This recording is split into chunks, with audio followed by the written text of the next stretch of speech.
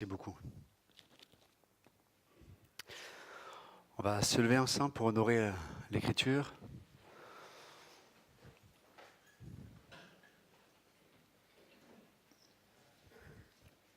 On va tourner ensemble dans l'Épître aux Colossiens. Dans l'Épître aux Colossiens.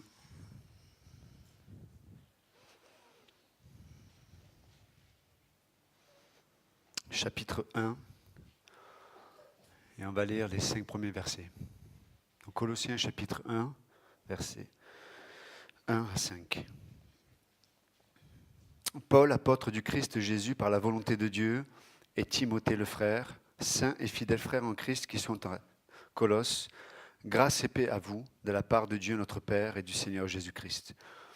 Nous rendons grâce au Dieu et Père de notre Seigneur Jésus-Christ, priant toujours pour vous, ayant ouï parler de votre foi dans le Christ Jésus et de l'amour que vous avez pour tous les saints. À cause de l'espérance qui vous est réservée dans les cieux et dont vous avez déjà ouï parler dans la parole de la vérité de l'Évangile. Seigneur, on te prions ce matin de venir parler à nos cœurs. Aide-nous à élever les yeux vers toi, Seigneur. Merci pour, on l'a entendu tout à l'heure, pour ton amour par lequel tu t'es livré, Seigneur. Ton corps brisé pour nous, ton sang versé pour nous. Merci, Jésus. Ton nom précieux, nous prions. Amen. Vous pouvez vous asseoir.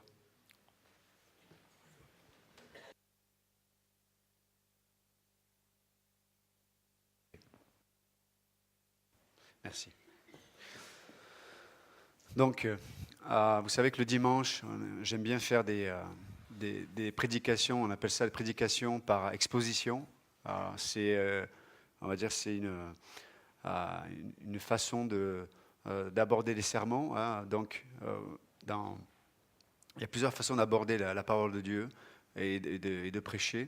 Il y a soit des prédications thématiques. On choisit un thème et puis on va prêcher sur un thème.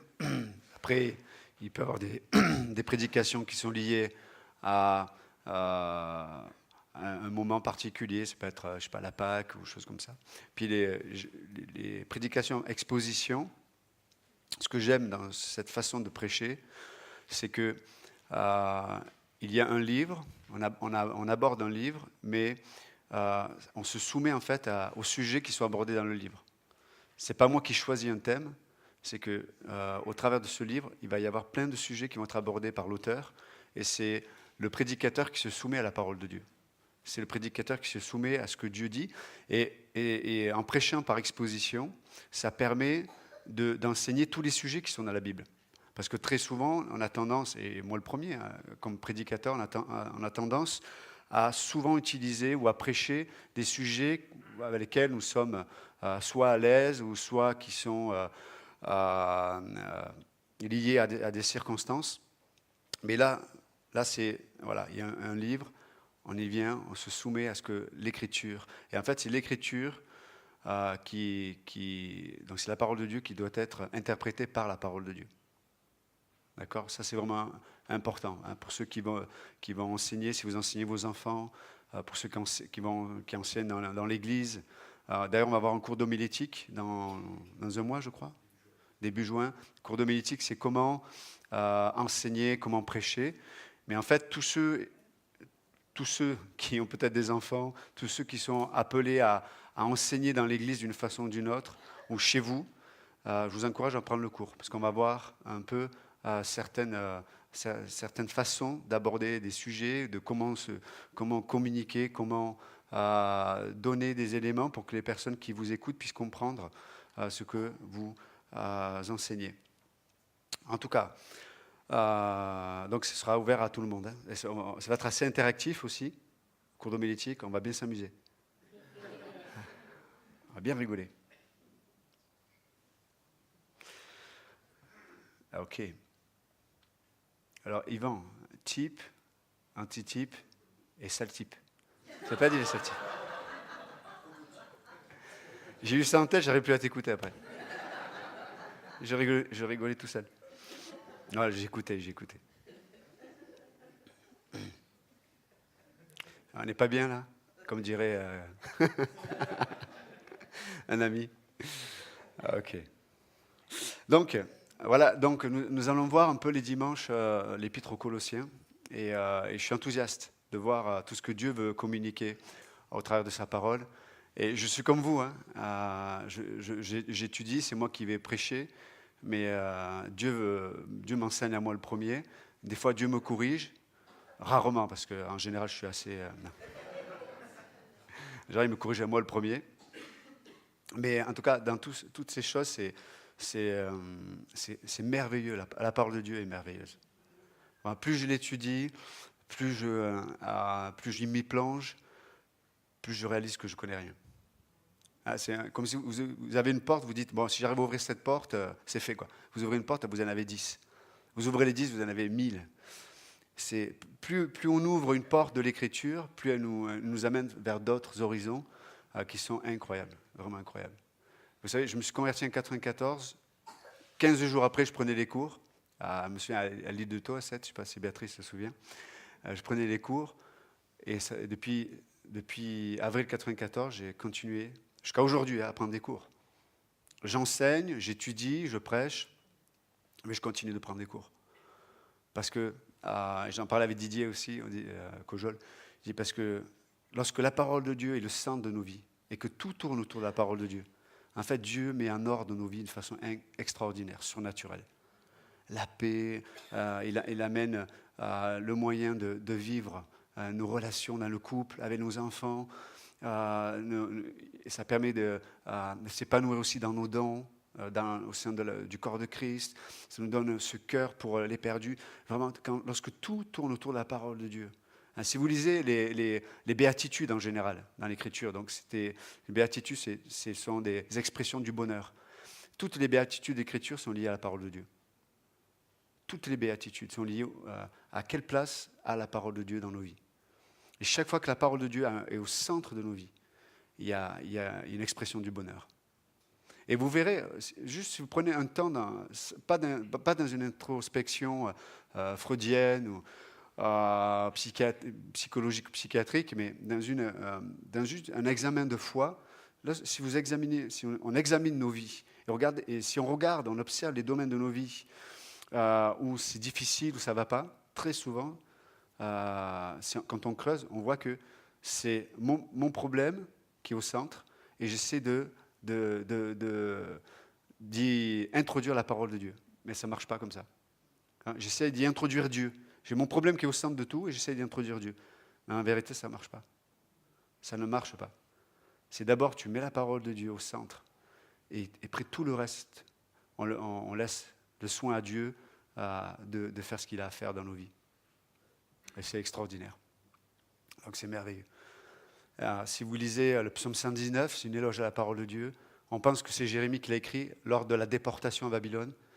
On pense que c'était des jeunes hommes, beaucoup étaient violés pendant les trajets. On leur mettait, lorsqu'on les conduisait d'un pays à un autre, pour pas qu'ils s'échappent, on perçait leurs épaules avec des barres, les uns derrière les autres, afin qu'ils ne puissent pas s'échapper, etc. C'était assez difficile.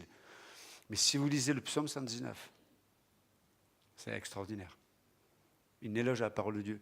Son refuge était dans la parole de Dieu. Donc il était joyeux, il était en paix, il avait une puissance dans son âme. Et donc c'est extraordinaire, la parole de Dieu. Amen. Et donc je vous encourage à chacune se remettre devant Dieu, de se dire, mais vous savez, je réalisais la dernière fois, on est cœur à cœur ce matin, hein, je vais venir au texte, hein, mais vous en faites pas. Mais j'étais tellement travaillé, attristé aussi de voir des fois le peu d'intérêt que moi et vous, nous pouvons avoir concernant la parole de Dieu. Et j'en discutais avec...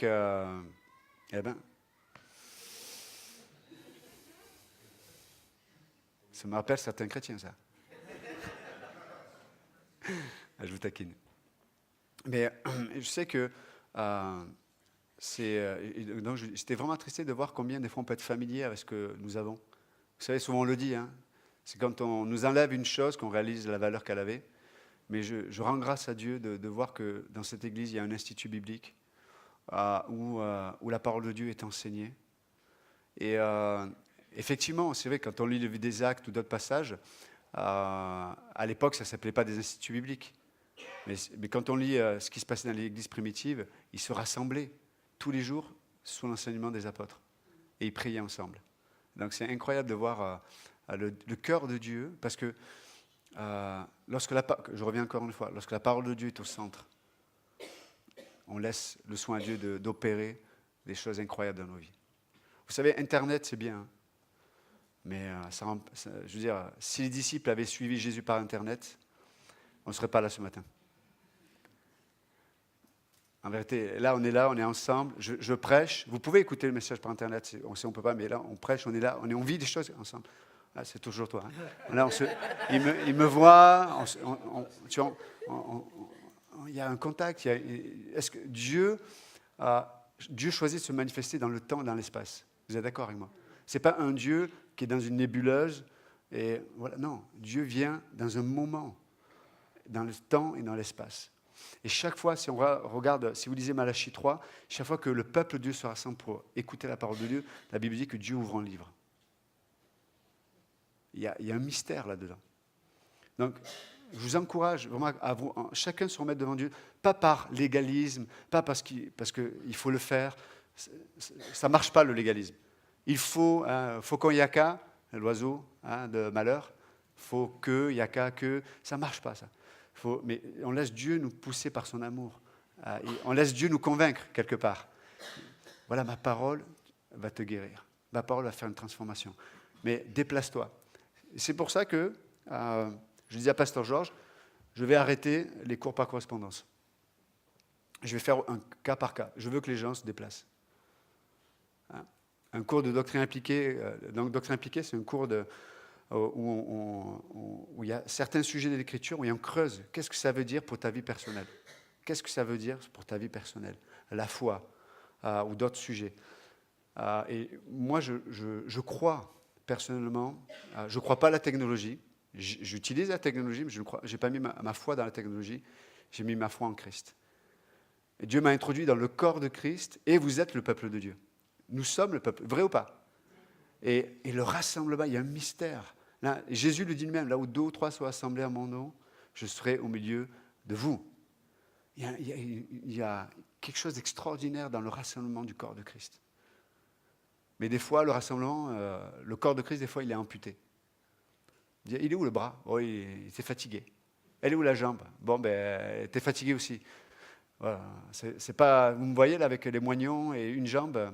Bon, je peux, hein, mais et quand quelque part on ne prend pas le défi de foi. Vous savez, la vie chrétienne est une vie surnaturelle. C'est vrai. Si la vie chrétienne peut être vécue par un non-croyant, c'est qu'on ne vit pas la vie chrétienne. La vie chrétienne, par définition, est une vie surnaturelle. Et donc, je crois que Dieu aime quand on le défie. Il dit, Seigneur, j'aimerais aller au cours, mais il y a ça, il y a tel emploi du temps, machin. Dieu dit, défie-moi. Je vais te montrer voir si je ne suis pas Dieu. Je vous garantis. Dieu peut agencer l'emploi du temps, Dieu peut trouver des solutions pour que vous puissiez venir. Mais je n'ai pas assez de sous pour l'essence. Hey, mets ta confiance en Dieu. Tu crois que Dieu n'est pas capable de te donner 30 €? Ce n'est pas un Dieu de vendeur, c'est pas un vendeur de tapis. Hein. Il est Dieu, il est tout puissant, il est le roi des rois. Il agit, il est puissant. Même les histoires de l'emploi du temps, tu te souviens, Corinne, dans son emploi du temps, elle voit son travail, elle ne pouvait pas être là au concert de Pâques, je crois. Et tu avais tout essayé, hein, de se faire remplacer, machin. Rien ne fonctionnait. Et on a dit, Corinne, tu seras là au concert. Donc je suis allé voir le gars, non, j'ai rien dit. Mais non, on a prié, on a remis ça à Dieu, et surnaturellement, il s'est passé quelque chose. Hein? Et heureusement, parce elle fait une des voix principales. Mais juste pour dire que... mais on a anticipé. Tu es venu au répète, tu t'es préparé comme si elle serait là au concert. Et Dieu a dit, elle sera là au concert. Mais sur plein de domaines, je pense, Dieu peut agir puissamment comme ça. Et je sais que vous me dites, ben évidemment, oui, mais évidemment pour les autres, mais pour toi. Est-ce que c'est évident? Voilà, c'était une parenthèse. Et là, j'ai un message de 3/4 d'heure, 1 heure. Il y en a qui ont descendu leur chaise. Ok. Donc, juste, on va voir dans cette introduction de l'apôtre Paul, dans l'Épître aux Colossiens, il y a une expression, il va aborder l'Église, après il va traiter certains sujets, certains problèmes, mais il aborde l'Église toujours en manifestant la trilogie des vertus, la trilogie vertueuse. La trilogie vertueuse, qu'on retrouve dans 1 Corinthiens 13, mais là on la retrouve là aussi. La foi, l'espérance et l'amour. Hein? La trilogie des vertus. La foi, l'espérance et l'amour. Et là, je ne sais pas si vous avez fait attention en le lisant, mais dans le verset 4 et 5, Paul va amener encore cette trilogie des vertus en disant « Ayant oui parlé de votre foi dans le Christ Jésus et de l'amour que vous avez pour tous les saints. » Donc il y a la foi, il y a l'amour. Et regardez, à cause de l'espérance qui vous est réservée dans les cieux. Et l'espérance. Paul a entendu parler des croyants de Colosse, parce qu'il est en prison à Rome, il n'a pas pu visiter cette église, mais il a entendu Épaphras, le pasteur de l'église, parler de la foi, de l'amour, à cause de l'espérance. Nous sommes appelés à vivre par la foi. Cette foi qui nous fait lever, la foi c'est quoi? Cette confiance en Christ, cette confiance en Dieu, cette confiance dans l'œuvre qu'il a accomplie. Et quand j'ai la foi en Christ, j'arrête de m'appuyer sur mes propres œuvres.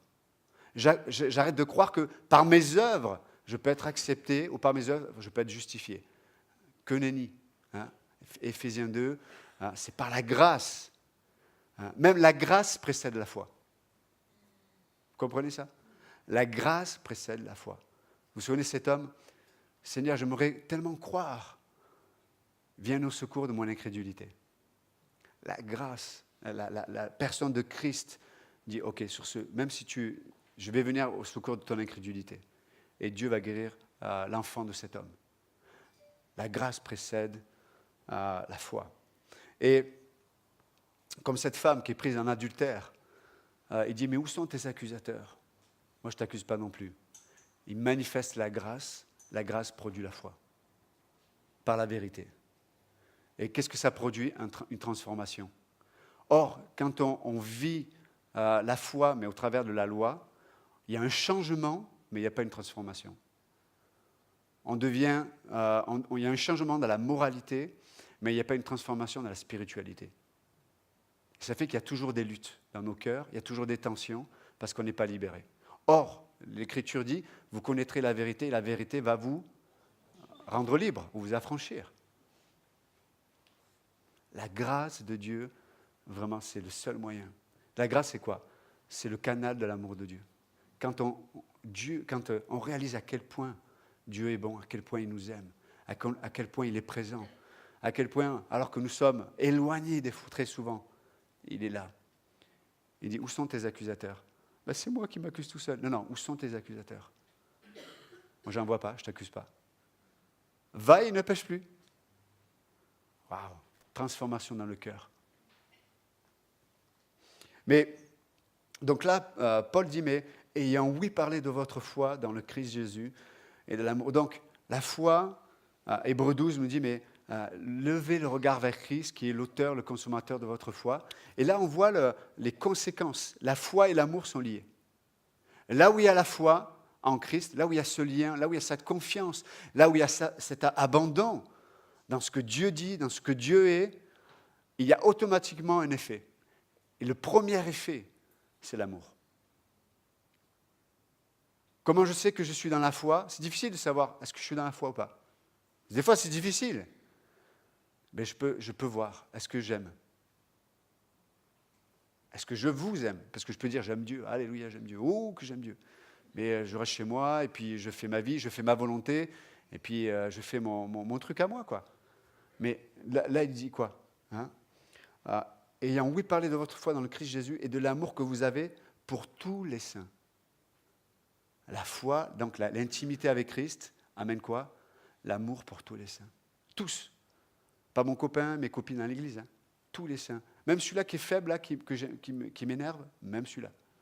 Même celui-là qui n'obéit pas, qui ne marche pas. Hein, voilà, il devrait se mettre dans le moule de l'église. Là. Même lui. Ah bon? Seigneur, c'est impossible. C'est impossible. Et Dieu dit, eh oui, la vie chrétienne est impossible pour l'homme naturel. Comme le priait tout à l'heure Pasteur Georges, avant le culte, où, je ne sais plus, où tu en parlais, je crois, mais ce qui est naturel vient en premier. Donc vous comprenez, la foi, l'amour, mais d'où vient, qu'est-ce qui nourrit la foi et l'amour? Et j'aime ce que dit Paul là. La foi et l'amour sont nourris par l'espérance.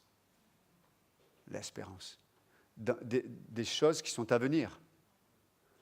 Elles sont à venir pour qui? Pour nous. Est-ce qu'elles sont à venir pour Dieu? Non, parce que lui, il est en dehors du temps. Pour Dieu, c'est une réalité. Pour nous, c'est une réalité à venir.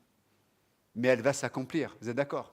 Ce qui fait que, qu'est-ce qui faisait que les croyants arrivaient à expérimenter la foi et l'amour?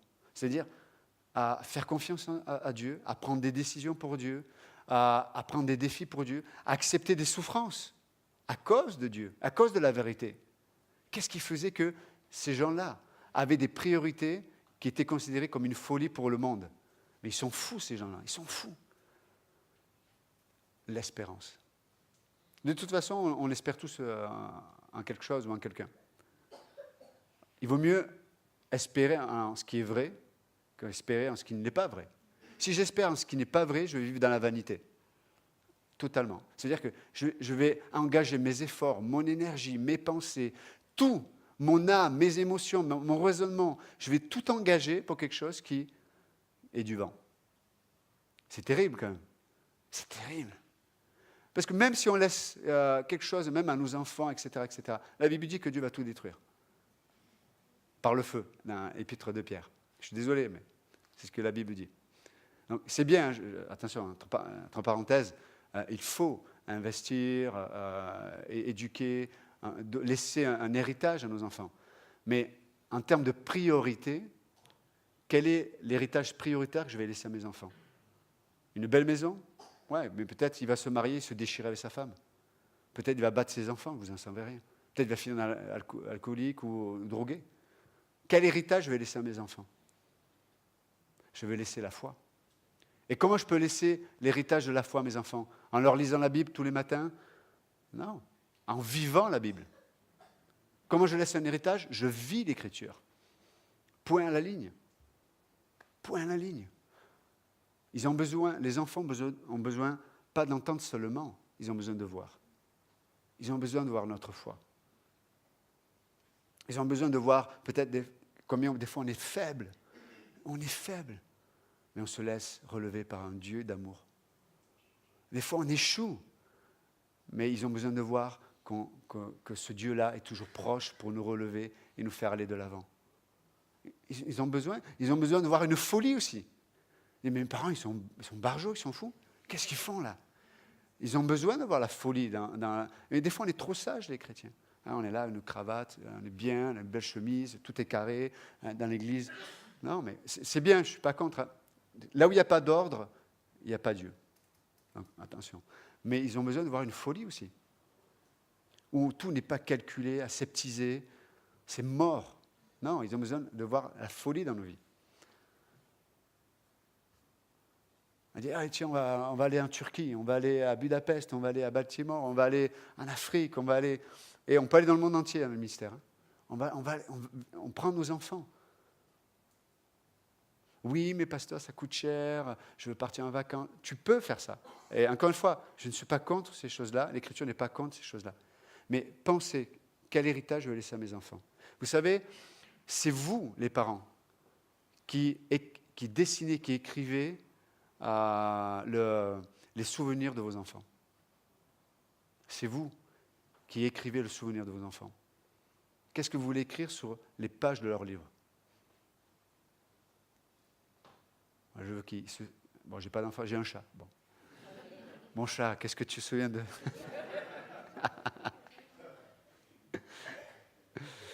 Vous comprenez? Et c'est important de penser comme ça.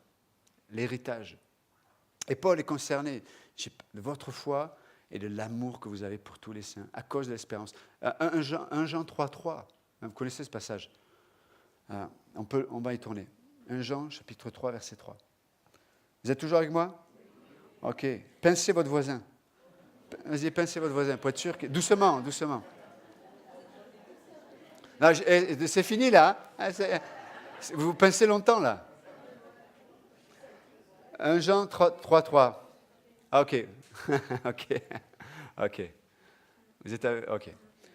Et quiconque a cette espérance, il parle de quoi, là? Verset 2. Bien-aimés, nous sommes maintenant enfants de Dieu.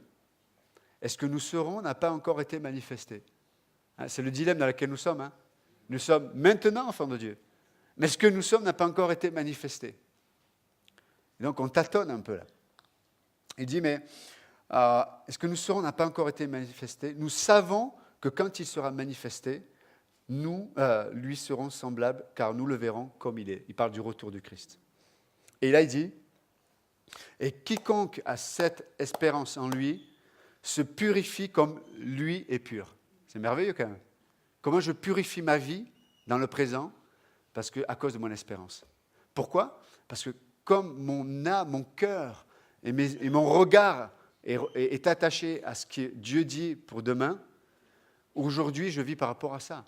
Si demain, moi je sais que je voyage, quand je vais voyager là pour aller à Baltimore en juin, si je sais que je pars le lundi à 8h du matin, ben je prépare mes affaires avant.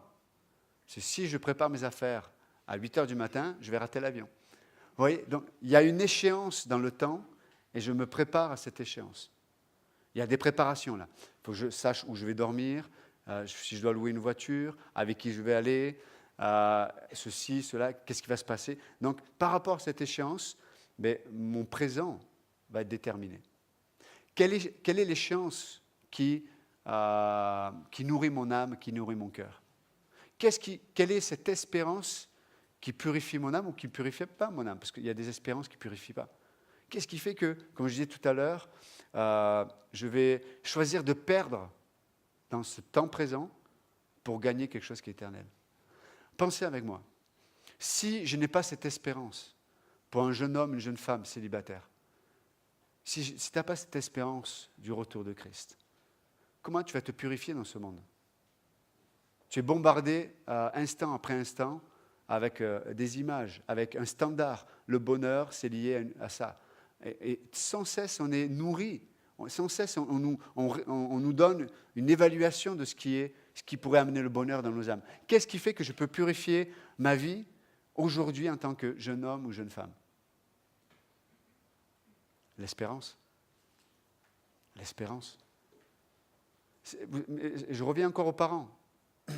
Si vous allez vers vos enfants et vous leur dites « ça c'est bien, ça c'est mal », mais si vous ne nourrissez pas l'espérance, pour que cette espérance devienne la leur, ça ne marchera pas. Ça ne produira pas de fruits. Mais si vous nourrissez, si vous communiquez par vos vies, par votre témoignage, l'espérance, c'est-à-dire que là, je prends des décisions aujourd'hui, j'ai des choix, comme disait Pasteur Georges jeudi, j'ai des priorités dans ma vie qui est liée à ce qui va arriver. Qui sait on ne sait pas, franchement, à quel moment Christ va revenir. Aujourd'hui, toutes les prophéties ont été accomplies. Les signes ont été manifestés déjà aujourd'hui. Au quotidien, il suffit d'allumer la télé. Christ peut revenir du jour au lendemain. J'en sais rien. Franchement, je ne sais pas. Donc, on doit vivre comme si le retour de Christ était demain, et en même temps, on doit vivre en même temps aussi comme si il peut arriver tard. On doit avoir cet équilibre dans nos vies. Vous comprenez? Vous êtes avec moi? Parce que l'enjeu, c'est quoi? Vous vous souvenez, l'enjeu, c'est quoi? La foi et l'amour. Vous êtes d'accord? La foi en Christ, la confiance, prendre des décisions de foi, et l'amour. Donc, c'est la manifestation de cette foi. Elle est liée à notre espérance. On est revenu dans le contexte, c'est bon? Ok. Et donc, c'est important de nourrir notre âme sur les réalités. C'est-à-dire que quand tu as cette espérance, tu dis, mais en vérité, Dieu m'a sauvé. J'ai la vie éternelle, je suis enfant de Dieu. Waouh, je suis aimé, je suis une personne particulière pour Dieu. Et du coup, je réalise la valeur que j'ai. Et quand je crois la valeur que Dieu m'a donnée pour ma vie, je ne vais pas vivre chichement, comprenez? Souvent, les gens prennent des décisions qui ne sont pas considérées, qui sont inconsidérées. Des fois, les gens, malheureusement, utilisent leur vie d'une mauvaise façon parce qu'en vérité, ils ne connaissent pas la valeur qu'ils ont. Et en fait, ils cherchent la valeur au travers des relations, au travers des situations, au travers du travail. Donc, en fait, on est en recherche de valeur. Et donc, tout est biaisé. Mais si je crois ce que Dieu dit comme me concernant, mais les situations ou les gens ou les opportunités ne sont pas pour moi des opportunités de réaliser qui je suis, mais ce sont des opportunités de voir est-ce que ça correspond à ce que je suis. Ce n'est pas la même chose. Et du coup, ça me donne du discernement pour prendre des décisions. Or, quand on ne sait pas la valeur que nous avons, on n'a pas de discernement. Parce que dans nos cœurs, c'est difficile de connaître nos motivations. Est-ce que je prends cette décision pour savoir qui je suis, ou pour découvrir qui je suis, pour me donner de la valeur ou de la reconnaissance, ou je prends cette décision parce que je suis libre de ça et que je réalise que c'est la volonté de Dieu pour moi? C'est difficile des fois. Donc, on a besoin de laisser Dieu nous établir dans ce que nous sommes en lui. Vraiment, c'est important. Et c'est lié à l'espérance. Celui qui a cette espérance se purifie lui-même maintenant. Parce qu'il y a des choses qui salissent nos âmes, il y a des choses qui salissent nos émotions, il y a des choses qui salissent notre raisonnement. Des fois, on pense de la mauvaise façon. Des fois, on a des réactions émotionnelles qui ne sont pas normales. Elles ont besoin d'être purifiées, lavées. Et c'est l'espérance qui permet cela. Est-ce que je crois aux réalités éternelles? Est-ce que je crois qu'il y a le ciel et un endroit qui s'appelle la géhenne, là où il y aura des cris et des grincements dedans? Est-ce que je crois ça? Si je crois ça, je vis comme dans une forme d'urgence. J'ai envie de témoigner de Christ à ceux qui ne connaissent pas Jésus. J'ai envie de les aimer comme Christ les aime. Oui, mais regarde le mal qu'ils me font. Regarde comme ils parlent. Regarde la façon dont ils me parlent. Ils se moquent de moi. Mais il y a une urgence là. Christ va revenir, ou peut-être ils peuvent mourir. Il y a des réalités éternelles. Est-ce que ça mérite? Est-ce que ça mérite le manque de pardon? Est-ce que ça mérite comme dit la Bible, on n'est plus dans la loi du talion, œil pour œil, dent pour dent. Tu me méprises, tu dis des choses mauvaises contre moi, mais ça justifie le fait que je fasse le même. Non. Non. Jésus dit, mais si on te donne une claque sur la joue gauche ou la joue droite, tends l'autre. Comment est-ce possible ça? En vérité, ce n'est pas possible. À moins que tu aies une espérance qui produit la foi et l'amour. Et ça, c'est extraordinaire. De voir des croyants, je finis avec ça, lorsque nos vies sont nourries dans la foi et l'amour à cause de notre espérance. Je me purifie. Donc, quand j'ai l'espérance, je ne vais pas nourrir des conversations, des sujets qui sont malsains. La vulgarité, dans tous les sens du terme. Je ne vais pas regarder certaines choses qui vont pourrir mon âme ou salir mon âme, etc., etc. Je vais arrêter de passer du temps avec certaines personnes. Si j'ai une espérance, je vais choisir un travail lié à cette espérance. Vous comprenez ce que je veux dire? C'est super important, quoi.